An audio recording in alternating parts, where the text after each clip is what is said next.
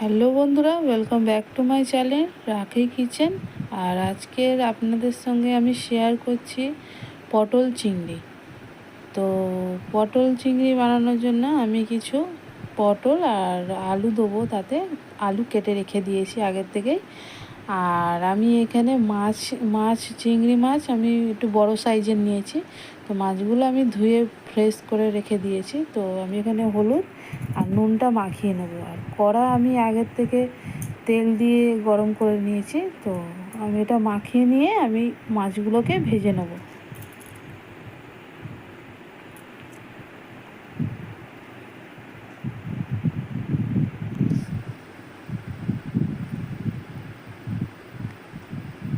তো মাছগুলোকে আমি ভালো করে লাল লাল করে ভেজে নেব।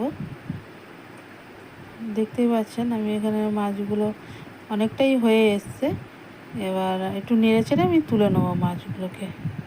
আর এখানে আমি পেঁয়াজ নিয়েছি একটা বড় কেটে, আর এখানে 5 ফোড়ন, আর এখানে আছে আমার সানরাইজে আলুর দম মশলা, যেটা পটল চিংড়িটা খুব সুন্দর টেস্ট হবে। আর আমার এখানে চিংড়ি মাছগুলো ভাজা হয়েই গেছে, আমি এই মাছগুলো তুলে নেব।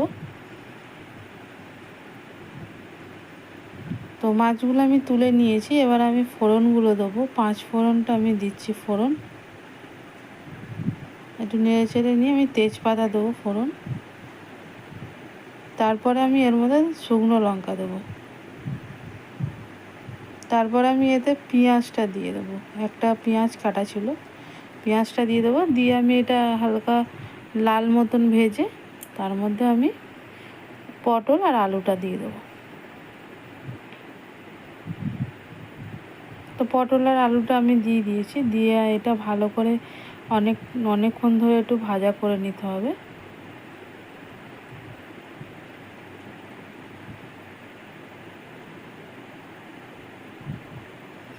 তো পটলটা একটুখানি আমি নুনগুলো দিয়ে দিচ্ছি। নুন আমি এখানে 1.5 চামচ দিচ্ছি। আমি এখানে হলুদ দেবো 2 চামচ।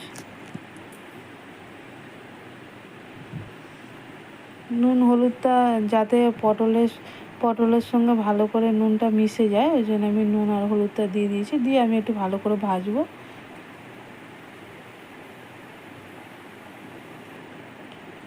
অনেকক্ষণ আমি এটা ভেজে নিয়েছি। তারপরে এবার আমি এতে একটুখানি আদা দিয়ে দেবো।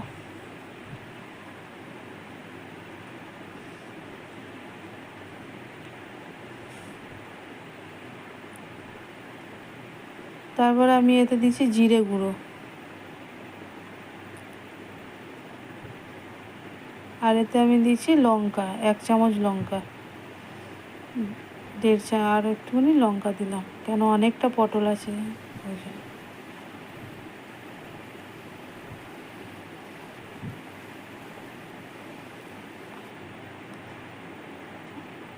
আর আমি এতে দিচ্ছি সানরাইজের ওই আলুর দম মশলাটা দিয়ে আমি এটা ভালো করে নেড়ে চেড়ে নেবো। নিয়ে একটুখানি জল দিচ্ছি যাতে গুঁড়ো মশলাগুলো যাতে নিচে না পুড়ে যায়, একটুখানি জল দিচ্ছি। দিয়ে আমি ভালো করে নেড়ে চেড়ে নেবো, একটুখানি ভেজে নেবো।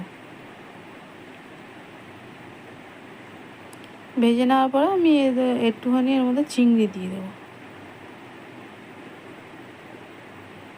চিংড়িটা দিয়ে আমি কষাবো এটাকে ভালো করে। তারপরে এতে জল দিয়ে ঢাকা দেবো।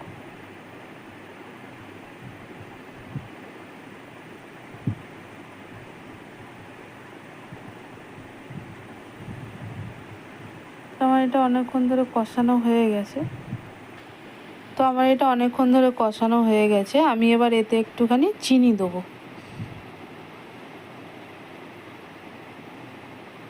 তো চিনিটা দিয়ে আমি ভালো করে এটা নেড়ে চেড়ে নেবো। নেড়ে চেড়ে নেওয়ার পরে আমি এর মধ্যে জল দিয়ে এটাকে ঢাকা দিয়ে দেবো।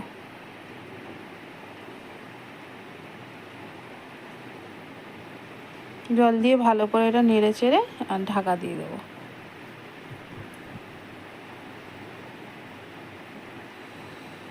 তো বন্ধুরা, আপনাদের নতুন নতুন রান্না দেখার জন্য আমার চ্যানেলটা সাবস্ক্রাইব করবেন, শেয়ার করবেন, কমেন্ট করবেন।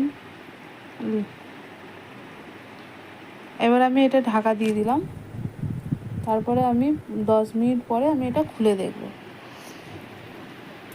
তো দেখতেই পাচ্ছেন আমাদের জলটা অনেকটা শুকিয়ে গেছে আর আমাদের হয়েই গেছে অলমোস্ট পটলটা। আমি একটুখানি নেড়ে চেড়ে এটাকে আলু টালুগুলো সিদ্ধ হয়েছে কিনা দেখে আমি তুলে নেব। তো আমার পটল চিংড়িটা হয়েই গেছে। তো আমি এবার এটাকে একটা বাটিতে আমি তুলে নেব। আর দেখতেই পাচ্ছেন কত সুন্দর হয়েছে, কালারটাও খুব সুন্দর এসেছে, খেতেও খুব সুন্দর। আপনারা খাবেন, কমেন্ট করবেন, শেয়ার করবেন, লাইক করবেন, ভালো থাকবেন। Thank you.